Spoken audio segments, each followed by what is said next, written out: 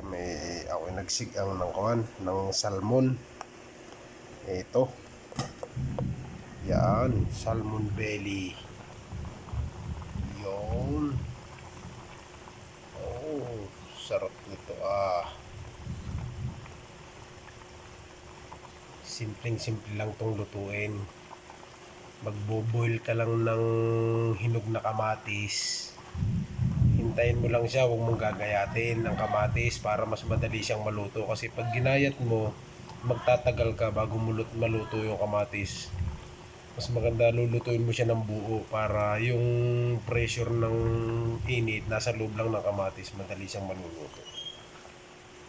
Iyan ang panlahok para panalong panalo ang ating sinigang na salmon belly. Yan. For dinner.